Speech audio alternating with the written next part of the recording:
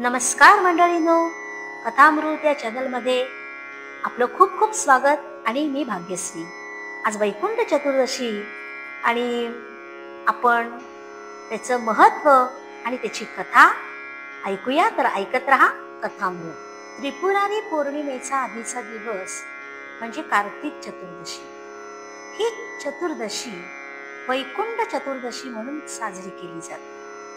चातुर्मासामध्ये विष्णू शेषावर झोपत असल्याने त्या काळात विश्वाचा कारभार शंकराकडे असतो असे म्हणतात. वैकुंठ चतुर्दशीच्या दिवशी शंकर विष्णूकडे येऊन त्यांना कारभार सोपवतात आणि स्वतः कैलास पर्वतावर तपस्येसाठी जातात. या दिवशी हरिहर भेट म्हणजेच विष्णू आणि शंकराची भेट होते असं मानले जाते.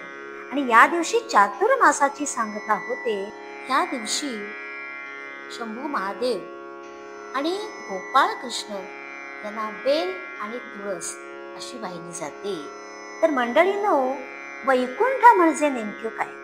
तर विष्णू भक्तांनी गजबजलेला अतिसमृद्ध अत्युच्च लोक आणि विष्णूचे वास्तव्य असलेली जागा म्हणजे वैकुंठ. तर वैकुंठ चतुर्दशीची कथा आपल्याला माहिती आहे का? तर ऐका बर का. विष्णू वैकुंठाहून काशीला आले.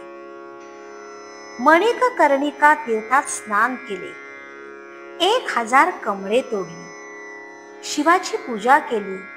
एक कमळ कमी पडलं. शिवाला विष्णूंची परीक्षा पाहायची होती म्हणून एक कमळ लपवून ठेवलेलं आमच्या महादेवानी, शंभू महादेवानी. एक कमळ कमी पडलं म्हणून नेत्र कमळ कापून शिवाला विष्णूने अर्पण केलं. शिव प्रसन्न झाले. डोळा परत दिला. त्रैलोक्याचे राज्य विष्णूला दिले. पालन करण्यास सांगितले. आणखीन काही मागणार आहेस का? विष्णूने मागितले, उन्मत्त राक्षसांचा नाश माझ्या हातून व्हावा. शिवाने ते मान्य केले. विष्णूला सुदर्शन चक्र दिले. दोघांची मंगलमय भेट झाली ती याच वैकुंठ चतुर्दशी दिवशी. या तिथीला प्रत्यक्ष वैकुंठेश्वराने शिवाची पूजा केली आणि म्हणूनच या तिथीला वैकुंठ चतुर्दशी असं नाव पडलं. या दिवशी शंभू महादेव आणि आपले गोपाळ कृष्ण यांना बेल आणि तुळस अशी वाहिली जाते. तर मंडळींनो, आजची कथा कशी वाटली आणि वैकुंठ चतुर्दशीची माहिती कशी वाटली ती जरूर कळवा. वाट पाहतीये. आणि तोपर्यंत मी आज इथंच थांबते. उद्या आणखीन एक विषय घेऊन आपण परत भेटूया. तोपर्यंत राम राम.